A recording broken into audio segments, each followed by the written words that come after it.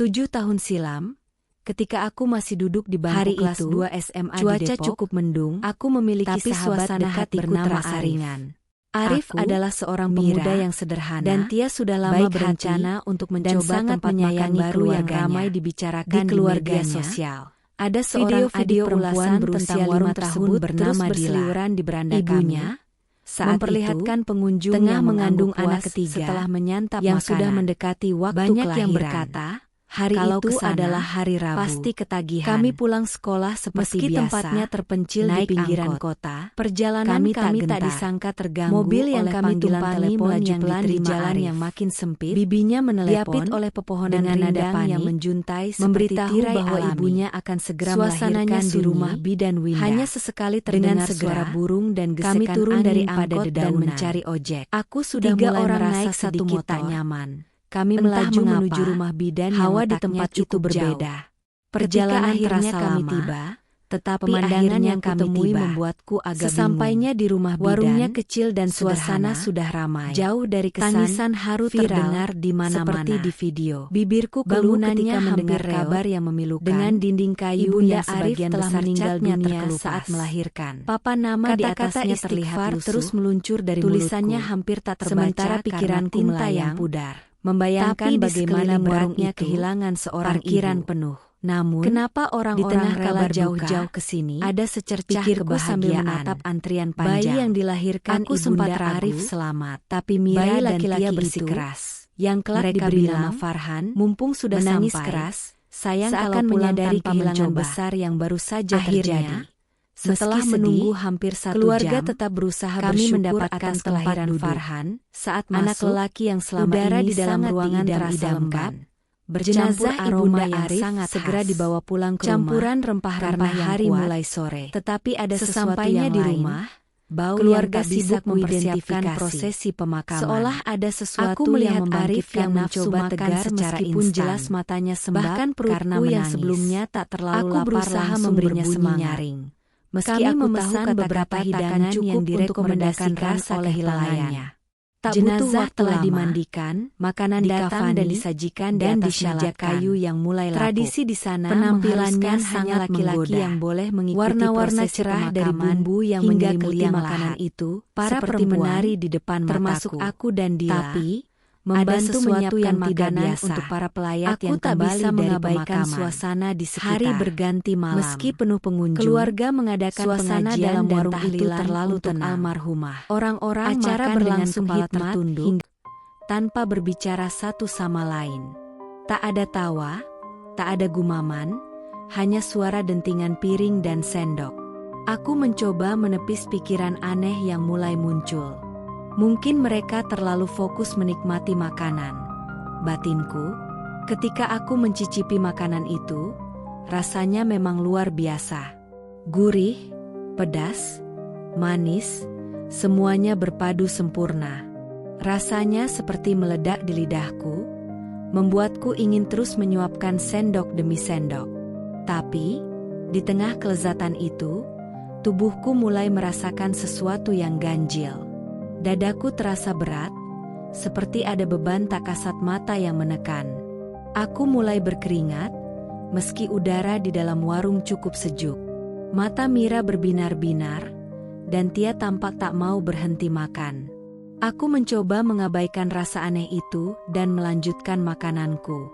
Namun, setiap suapan yang masuk ke mulutku, rasa sesak di dadaku semakin parah. Aku merasa ada sesuatu yang mengawasiku, tetapi setiap kali aku menoleh, tak ada apa-apa.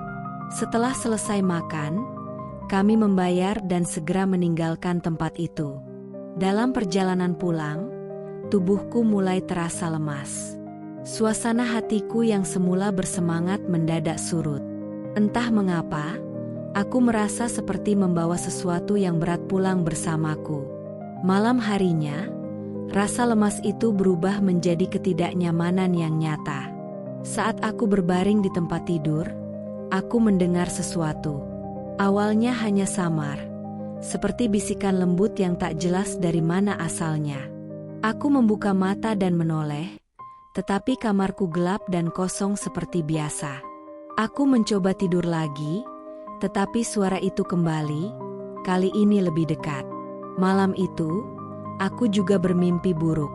Dalam mimpiku, aku berada di warung itu lagi, tetapi kali ini suasananya berbeda. Lampu-lampu di dalamnya berpendar redup, hampir padam. Aku melihat sosok-sosok gelap berdiri di sudut ruangan, mengelilingiku. Sosok itu memiliki mata merah menyala, tapi mereka hanya berdiri diam, menatapku dengan intensitas yang membuat dadaku sesak. Aku terbangun dengan napas memburu, tubuhku basah oleh keringat dingin. Aku mencoba meyakinkan diriku bahwa itu hanya mimpi, tetapi pengalaman aneh itu terus berlanjut di malam-malam berikutnya. Tia dan Mira juga mulai mengeluhkan hal yang sama. Mira bercerita bahwa ia merasa seperti ada yang menarik kakinya ketika tidur, sedangkan Tia mendengar suara tangisan di kamarnya. Aku merasa ini bukan lagi kebetulan.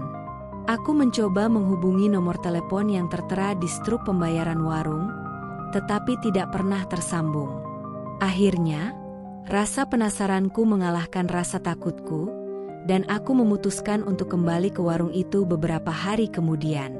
Ketika aku sampai di sana, suasana di sekitarnya terasa berbeda.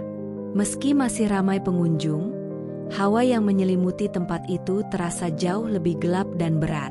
Aku memperhatikan lebih saksama kali ini. Di sudut-sudut bangunan warung itu, aku melihat beberapa benda aneh. Ada sesajen kecil berupa piring berisi bunga, dupa, dan kepala ayam. Bau dupa yang pekat menyeruak dari area dapur, bercampur dengan aroma makanan. Aku berdiri terpaku, bulu kuduku meremang. Aku tahu ada sesuatu yang tidak beres dengan tempat ini.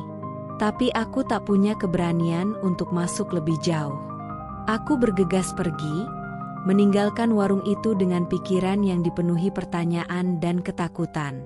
Malam harinya, aku menerima telepon dari Tia. Dengan suara gemetar, ia mengatakan bahwa dirinya bermimpi buruk lagi, tetapi kali ini ia melihat sosok bayangan yang sama seperti dalam mimpiku. Sosok itu berdiri di ujung tempat tidurnya, menatapnya tanpa bergerak. Aku tak tahu harus bagaimana, tetapi satu hal yang ku tahu, semua ini bukan kebetulan. Pengalaman itu terus menghantuiku, dan rasa takut yang kubawa dari tempat itu semakin sulit diabaikan.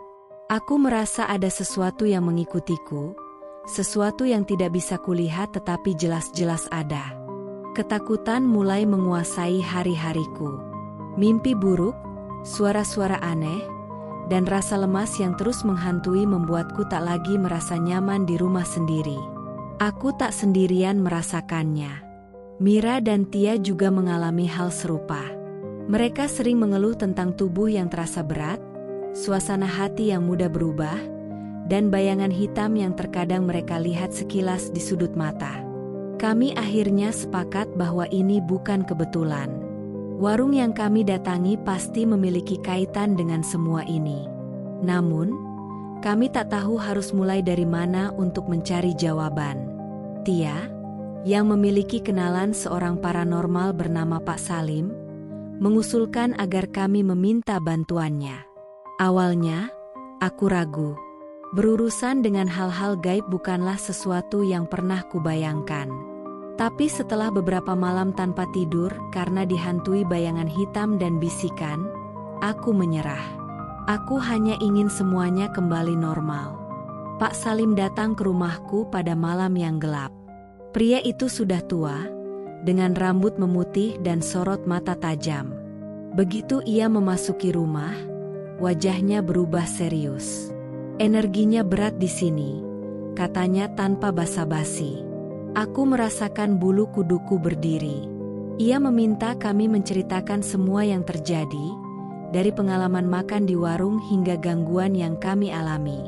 Setelah mendengar ceritaku, Pak Salim mengangguk pelan.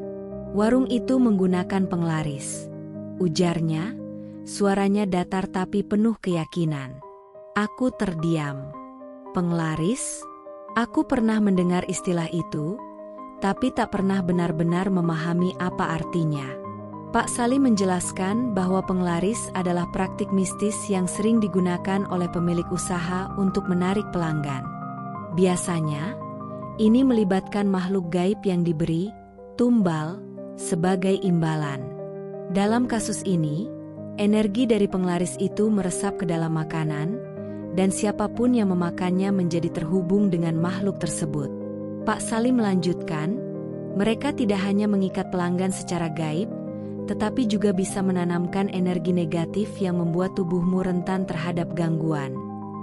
Aku merasa mual mendengar penjelasannya. Bayangan makanan yang begitu lezat itu kini terasa menjijikkan.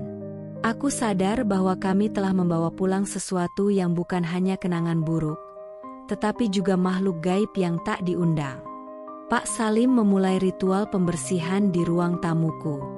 Ia menyalakan dupa dan membaca doa-doa dalam bahasa yang tak ku mengerti. Udara di ruangan itu terasa berubah. Semula hangat, lalu menjadi dingin seperti es. Aku merasakan tekanan berat di dadaku, dan tiba-tiba aku mendengar suara seperti tangisan, lirih tetapi jelas. "Jangan takut.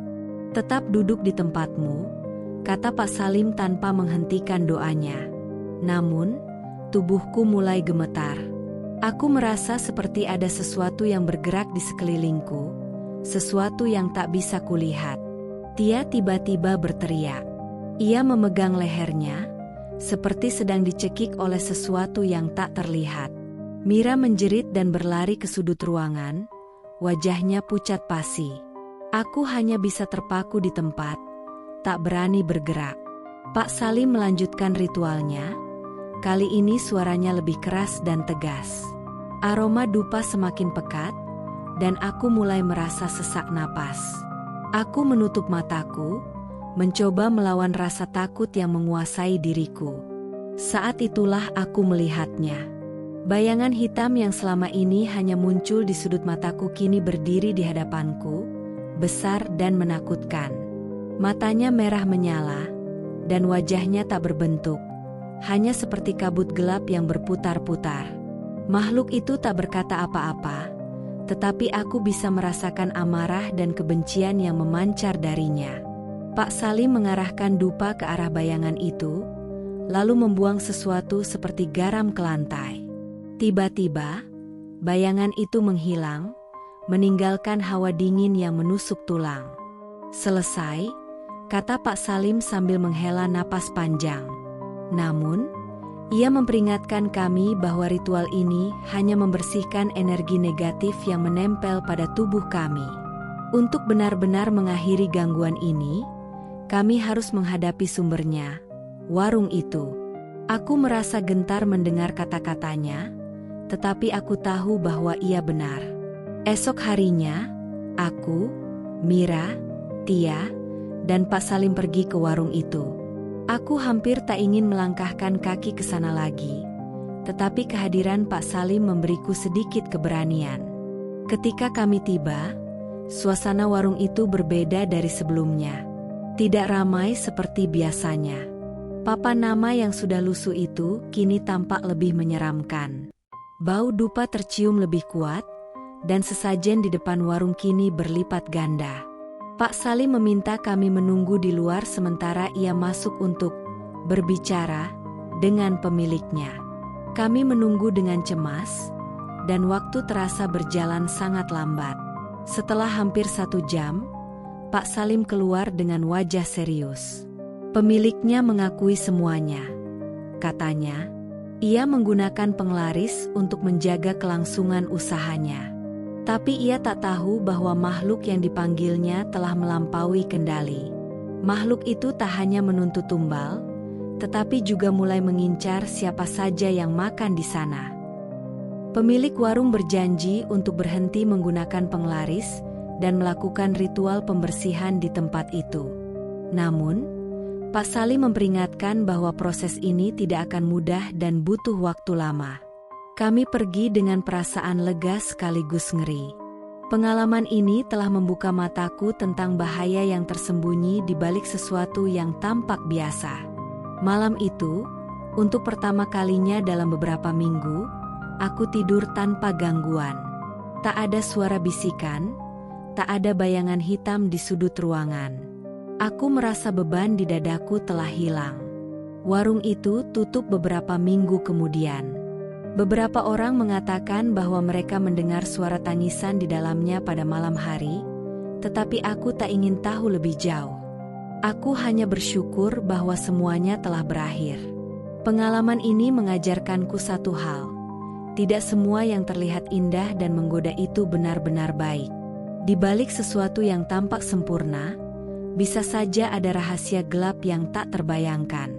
Aku, Mira, dan Tia berjanji untuk lebih berhati-hati di masa depan. Dan meski waktu telah berlalu, aku masih bisa merasakan sisa-sisa ketakutan itu setiap kali aroma makanan yang asing tercium di udara. Terkadang, kita tidak tahu apa yang sebenarnya kita konsumsi. Bukan hanya makanan, tetapi juga energi yang menyertainya.